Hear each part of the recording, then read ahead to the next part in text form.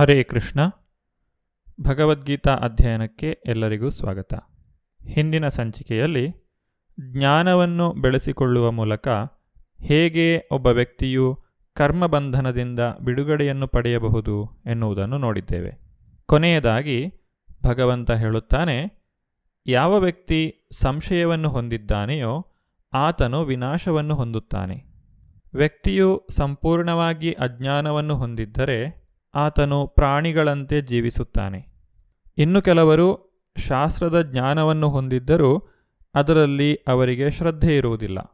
ಮತ್ತೆ ಕೆಲವರಿಗೆ ಶಾಸ್ತ್ರಜ್ಞಾನವೂ ಇರುತ್ತದೆ, ಅದರಲ್ಲಿ ಶ್ರದ್ಧೆಯೂ ಇರುತ್ತದೆ. ಆದರೆ ಆ ಶಾಸ್ತ್ರದ ಜ್ಞಾನವು ಕೆಲಸ ಮಾಡುವುದೋ ಇಲ್ಲವೋ ಎಂಬಂತಹ ಅನುಮಾನವು ಅವರನ್ನು ಕಾಡುತ್ತಿರುತ್ತದೆ. ಇವರನ್ನು ಸಂಶಯಾತ್ಮ ಎಂದು ಕರೆದಿದ್ದಾರೆ. ಯಾವುದೇ ಒಂದು ವಿಚಾರದಲ್ಲಿ ನಾವು ನಂಬಿಕೆಯನ್ನು ಇಡಬೇಕಾಗುತ್ತದೆ. ಭೌತಿಕವಾದಂತಹ ವಿಚಾರಗಳನ್ನೇ ತೆಗೆದುಕೊಳ್ಳುವುದಾದರೆ, ಬಸ್ಸಿನಲ್ಲಿ ಪ್ರಯಾಣಿಸುವಾಗ ಚಾಲಕನ ಮೇಲೆ ನಾವು ನಂಬಿಕೆಯನ್ನು ಇಡಬೇಕಾಗುತ್ತದೆ. ಶಾಲೆಯಲ್ಲಿ ಶಿಕ್ಷಕರ ಮೇಲೆ ನಾವು ನಂಬಿಕೆಯನ್ನು ಇಡುತ್ತೇವೆ. ಒಬ್ಬ ಕ್ಷೌರಿಕನ ಮೇಲೆಯೂ ನಾವು ನಂಬಿಕೆಯನ್ನು ಇಡಬೇಕು. ಹೀಗೆ ನಂಬಿಕೆ ಅನ್ನುವಂಥದ್ದು ಬದುಕಿನಲ್ಲಿ ಬಹಳ ಮುಖ್ಯ. ಆಧ್ಯಾತ್ಮಿಕ ಬದುಕಿನಲ್ಲೂ ಈ ನಂಬಿಕೆಯು ಬಹಳ ಮುಖ್ಯವಾಗಿದೆ. ಮೊದಲು ನಾವು ಶ್ರದ್ಧೆಯನ್ನು ಬೆಳೆಸಿಕೊಂಡು ಆಧ್ಯಾತ್ಮಿಕ ಅಭ್ಯಾಸದಲ್ಲಿ ತೊಡಗಬೇಕು. ನಂತರ ಅದರ ಫಲಿತಾಂಶವು ನಮಗೇ ತಿಳಿಯುವುದು. ಅನುಮಾನಗಳಿದ್ದರೆ ಗುರುಗಳಿಂದ ಕೇಳಿ ಉತ್ತರವನ್ನು ಪಡೆದುಕೊಳ್ಳಬೇಕು. ಸುಮ್ಮನೆ ಶಾಸ್ತ್ರಗಳಲ್ಲಿ ಅಪನಂಬಿಕೆಯನ್ನು ತಾಳಬಾರದು. ಅದಕ್ಕೇ ಭಗವಂತ ಇಲ್ಲಿ ಹೇಳಿರುವುದು ಸಂಶಯಾತ್ಮ ವಿನಶ್ಯತಿ. ಯಾವ ವ್ಯಕ್ತಿ ಸುಮ್ಮನೆ ಸಂಶಯವನ್ನು ಪಡುತ್ತಾ ಇರುತ್ತಾನೋ ಆತನು ಯಾವ ಪ್ರಗತಿಯನ್ನೂ ಸಾಧಿಸಲು ಸಾಧ್ಯವಿಲ್ಲ. ಕರ್ಮಬಂಧನದಿಂದ ಬಿಡುಗಡೆ ಪಡೆಯಲು ಆಧ್ಯಾತ್ಮಿಕ ಜ್ಞಾನದಿಂದ ಸಂಶಯವನ್ನು ನಾಶ ಮಾಡಿಕೊಳ್ಳುವುದು ಬಹಳ ಮುಖ್ಯ. ಯೋಗ ಸನ್ಯಸ್ತ ಕರ್ಮಾಣಂ ಜ್ಞಾನ ಸಂಚನ್ನ ಸಂಶಯಂ ಆತ್ಮವಂತಂ ನ ಕರ್ಮಾಣಿ ನಿಬಧ್ನಂತಿ ಧನಂಜಯ. ಅನುವಾದ: ಯಾರು ತನ್ನ ಕರ್ಮದ ಫಲಗಳನ್ನು ತ್ಯಜಿಸಿ ಭಕ್ತಿಪೂರ್ವಕ ಸೇವೆಯಲ್ಲಿ ಕರ್ಮ ಮಾಡುವನೋ ಮತ್ತು ಆಧ್ಯಾತ್ಮಿಕ ಜ್ಞಾನದಿಂದ ಸಂಶಯಗಳನ್ನು ನಾಶ ಮಾಡಿರುವನೋ ಅವನು ವಾಸ್ತವವಾಗಿ ಆತ್ಮದಲ್ಲಿ ನೆಲೆಸಿರುತ್ತಾನೆ. ಧನಂಜಯ, ಇಂತಹ ಮನುಷ್ಯನನ್ನು ಕರ್ಮಫಲಗಳು ಬಂಧಿಸಲಾರವು. ಶಾಸ್ತ್ರದ ಮಾತಿನಲ್ಲಿ ಒಬ್ಬ ವ್ಯಕ್ತಿಗೆ ಶ್ರದ್ಧೆಯು ಬರಬೇಕಾದರೆ ಆತನು ಭಕ್ತರ ಸಂಘವನ್ನು ಪಡೆಯಬೇಕು. ಭಕ್ತರ ಸಂಘದ ಕಾರಣದಿಂದ ಅಥವಾ ತನ್ನ ಹಿಂದಿನ ಜನ್ಮದ ಭಕ್ತಿಯ ಫಲದಿಂದ ವ್ಯಕ್ತಿಯು ಈ ಶ್ರದ್ಧೆಯನ್ನು ಬೆಳೆಸಿಕೊಳ್ಳಲು ಸಾಧ್ಯ. ಗುರು, ಸಾಧು ಮತ್ತು ಶಾಸ್ತ್ರಗಳಲ್ಲಿ ಶ್ರದ್ಧೆಯನ್ನು ಬೆಳೆಸಿಕೊಳ್ಳುವುದು ಬಹಳ ಮುಖ್ಯ. ಇದು ಎಲ್ಲರಿಗೂ ಲಭ್ಯವಾಗುವಂತಹುದಲ್ಲ, ಏಕೆಂದರೆ ಇದೇ ನಮ್ಮ ಆಧ್ಯಾತ್ಮಿಕ ಬದುಕಿನ ಪ್ರಾರಂಭ.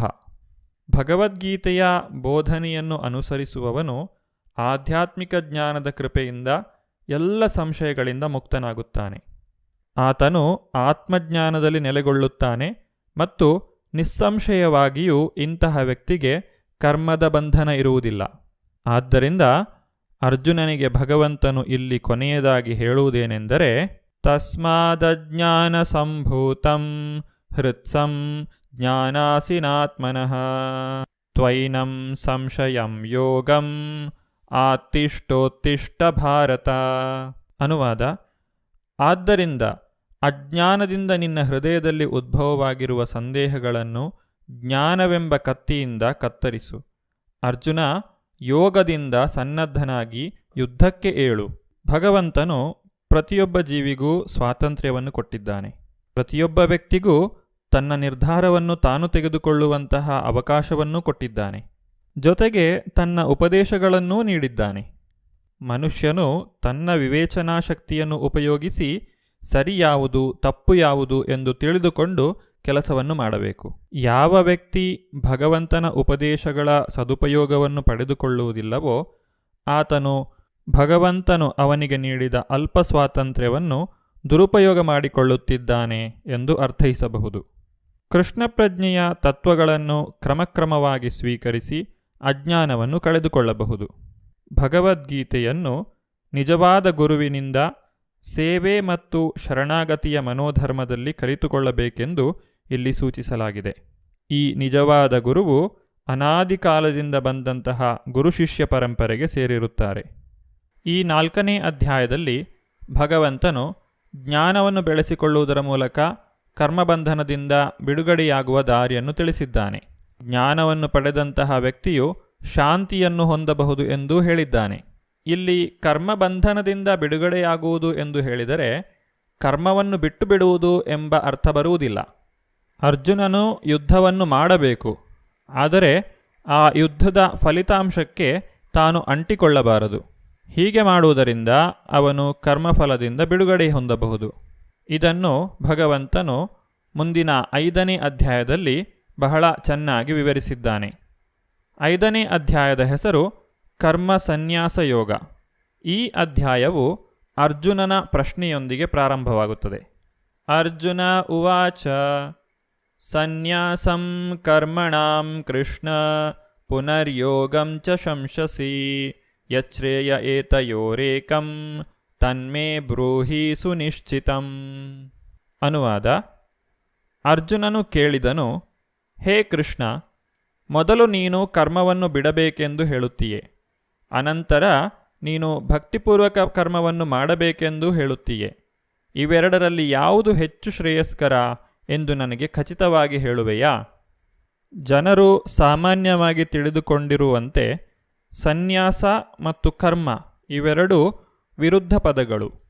ಯಾವ ವ್ಯಕ್ತಿ ಸನ್ಯಾಸವನ್ನು ಸ್ವೀಕರಿಸುತ್ತಾನೋ ಆತನು ಎಲ್ಲ ಕರ್ಮಗಳನ್ನು ಬಿಟ್ಟು ಬಿಡಬೇಕು ಎಂದು ಜನರು ತಿಳಿದುಕೊಳ್ಳುತ್ತಾರೆ.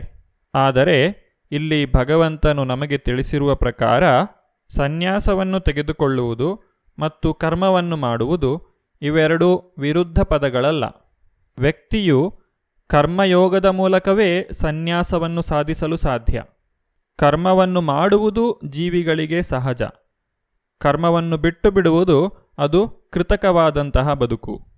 ಆದ್ದರಿಂದ ಸಹಜವಾದ ಬದುಕನ್ನು ಬಾಳುತ್ತಾ ವ್ಯಕ್ತಿಯು ಹೇಗೆ ಸನ್ಯಾಸವನ್ನು ಸಾಧಿಸಬಹುದು ಎನ್ನುವುದನ್ನು ಇಲ್ಲಿ ಭಗವಂತನು ತಿಳಿಸಿಕೊಡುತ್ತಿದ್ದಾನೆ.